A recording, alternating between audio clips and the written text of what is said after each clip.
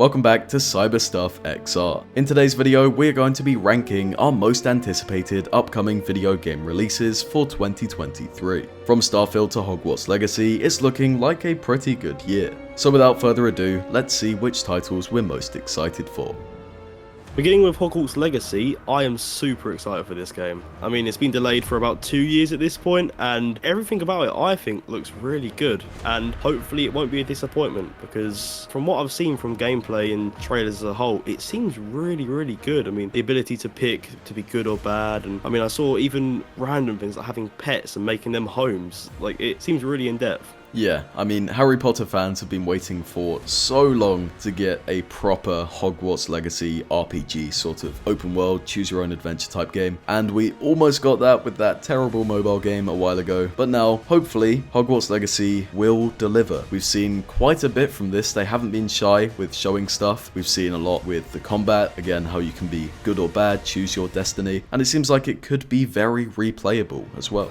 I would put this in ecstatic because there was a bit of doubt at the beginning with all the delays and the studio's history and the history of Wizarding World games not being the best, but every time we see more gameplay, it looks better and better. Dead Island 2 is a game that has been delayed so many times. It's been passed between developers, but now it does seem like it will finally be coming out. It does seem to be a very satisfying zombie game set in LA, which isn't an island, but it looks fun, it looks enjoyable, hopefully the story's good. Yeah, I mean, I think it looks just fun. I mean, I haven't played the first on either of you, but it seems like it's just kind of a classic zombie game. Yeah, I mean, it's not on an island, like you said, but I think it looks promising. One of the biggest risks with these type of games is kind of the repetitiveness of them, because if you don't have that kind of variation in the mission types and a good story, you just get a basic zombie killer. So you need to kind of nail, like you said, that main story, and if they can do that, then I think it'll be pretty good. Yeah. So from what we've seen so far, there hasn't been too much, and of course it has been passed around between developers, but I'd say I'm cautiously optimistic. So the next game on the list is Crime Boss Rockay City, which is a very strange name, and after looking at the trailer, it kind of gives off Payday 2 vibes, but it just seems like, if I'm honest, the budget was spent on the actors, because there are quite a few decently well-known actors on there that are, you know, relatively famous, but the game itself just seems a bit simple. It just sort of felt a bit soulless, generic, uninspired. Those are just the words that come to mind, because it just feels like a blend of GTA, Payday 2, but it feels like they're trying to check too many boxes at once. They're trying to be something completely unoriginal with this star-studded cast and Epic Games exclusivity. It really doesn't feel like they're confident in the game itself, which should be the best part. Yeah, I mean, I think that is the problem. I mean, we can't really say much until we actually see kind of how it is when it comes out, but from what we've seen, it just doesn't look like anything special. I'm not very excited. I'm definitely leaning towards the bottom two categories on this one. I don't know about you. Yeah, I'm interested. It looks interesting, especially because of the cast, but that is also a red flag. So I wouldn't say I don't care. I'm invested in how this game does, but I have my doubts, that's for sure. And now for the closest title on this list, which is Forspoken. They've actually released a demo of this on PlayStation, and I gave it a try, and if I'm honest, I didn't love it. It just felt a bit clunky, and of course that does come with being a pre-release build, but it just didn't hook me at all. Just nothing quite clicked. And for a game that I was initially excited for because of the combat, and not so much the story or the world, just trying out the demo did not fill me with confidence. And it's made me sort of less excited than I was, which is not what you want to do with a demo. So yeah, I mean, it's a bit of a shame, because I know we spoke about this before, and it looked really promising. It seems so far like a little bit of a letdown, considering kind of the hype we had around it, but I mean, you never know yet, but I'm probably no longer very excited about it. So we did put this in cautiously optimistic last time, but after playing the demo, I do honestly now have some pretty major doubts. Atomic Heart is yet another game that's been delayed quite a few times on this list, and I mean, it looks pretty good. It's kind of a post-World War II that the Soviets won is set in, and it's kind of futuristic steampunk vibes, and as a whole, I mean, it seems like quite a cool idea. I mean, it's kind of been seen as a graphical showcase along the lines of like BioShock, that style of game, and I mean, I don't know too much myself, but it looks decent. It definitely wears its influences on its sleeve, but I do think that's a good thing. BioShock is a beloved franchise. I'm a big fan of the BioShock games, and I'm very much looking forward to this. It's not from a developer that's been proven before. It's Mundfish. They haven't made too many well-received titles in the past, but they have been working on this for a long time. It does seem like somewhat of a passion project, and I do have faith in them to deliver a solid game. Yeah, I hope that it does come out good, because it just looks like a cool idea, and I know that's not like a lot to really go off of, but it just seems like something that could be really enjoyable if done well. I am definitely very excited. Yeah, I'm happy to agree. Suicide Squad Kills the Justice League is finally just around the corner. It's being developed by Rocksteady, well known for the Batman Arkham series, which is beloved by fans, and a lot of them have faith in Rocksteady to deliver a solid Suicide Squad title for what seems to be the first time. Yeah, I mean, I think the DC universe deserves a bit of a better game, because you have the Batman games, but other than that, it's kind of shaky on what's good. I mean, we had Gotham Knights recently come out, which was okay. Other than the Batman games, there isn't really a high top tier DC game, and I think this definitely has the opportunity to be it. If done well, it could be really good. Looking at the trailers, the combat seems fun. I mean, the story of it all seems quite interesting. And just because the developer is so well respected and it's a unique title with what seems to be a good story, I am very excited. Yeah, I agree. I think it is a very good looking game, and even if it's not anything crazy, it will be fun, and the co-op mode will just definitely make it that bit better.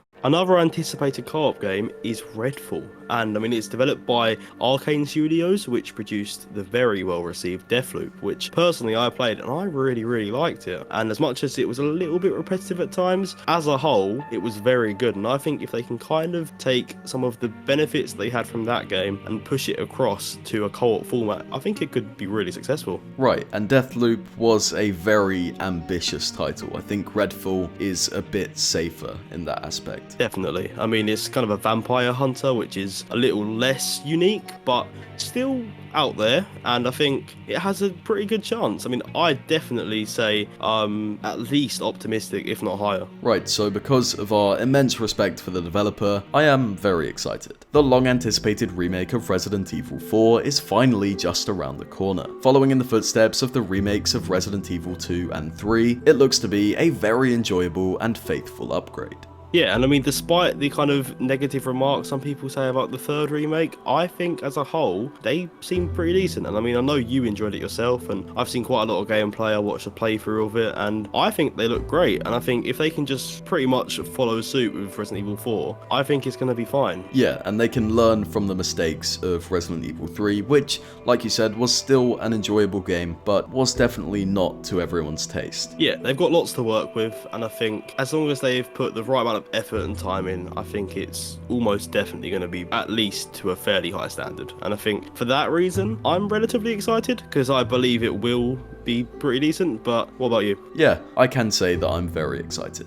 Spider-Man 2 is one of my most anticipated games, not of just this year, but the last 5 years or so. I have been waiting for the Spider-Man games to keep coming out since I played the first one, because I absolutely love them, and I am more than excited. And it should hopefully include both Spider-Man, Miles, and kind of see them work together for the first time. I think that is going to produce a really good game. And not only does it include Miles and Spider-Man, but also Venom. Yeah, and I think choosing Venom was quite smart, because you haven't really seen a lot of him. I mean, you see in the old Spider-Man movies, he's in one of them, and obviously now he's got his own separate movies, and if they can kind of introduce the character right, I think he could be a perfect villain, because he's not been seen that much of. He can kind of be interpreted in their own way, and I think Venom's relationship with Spider-Man and also Miles, which is something completely new, is something that can be made in a way to kind of make a very different style of villain. I feel like it's going to be quite in-depth, good story, and you're going to get that great combat that the Spider-Man games already have anyways. I would put it right at the top.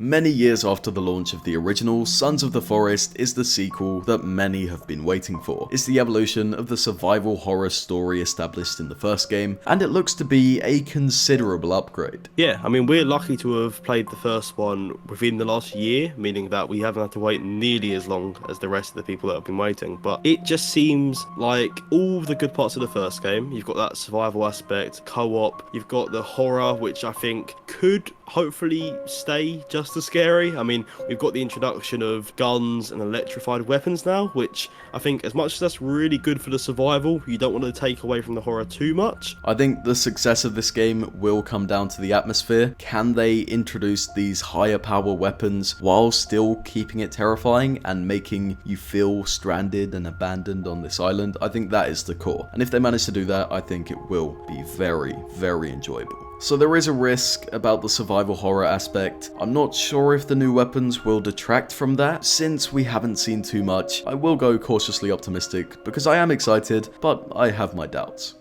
Skull and Bones is definitely one of the lesser recognisable games on this list, but at the same time, it looks promising. It's developed by Ubisoft, which they don't have the best reputation in the world, but I have enjoyed some of their games in the past, and after looking at the trailer, it's definitely given me some Sea of Thieves vibes, which personally I really like, and I think as a whole, if they can do it right, the kind of exploration of it all and all these missions, as long as it doesn't get too repetitive, I think it might actually be quite fun. I do think it does ultimately come down to the gameplay loop. If they can establish something that is rewarding and just generally fun, I think it could be very enjoyable. They've got the co-op aspect, which actually doesn't have you on the same ship, but commanding your own group of sailors and pirates who can actually mutiny. I thought that was really funny, how they can revolt against you if you don't keep them happy. I think that's an aspect that sets it apart from Sea of Thieves. So it is looking very ambitious, but I do have my doubts about Ubisoft. They haven't really done anything like this before. And as you said, they don't have the best reputation. So while I am doubtful, I am interested. Yeah, I mean, I think you're fully right with it's kind of ambitious is the right word, because as a concept, it is something that can work very well. If they can actually deliver on what they're saying is going to happen, I think it will be okay. I'm not overly excited because it's Ubisoft and have the best reputation, but I'm definitely putting it in optimistic, I'd say, because it looks like it could be quite a good idea.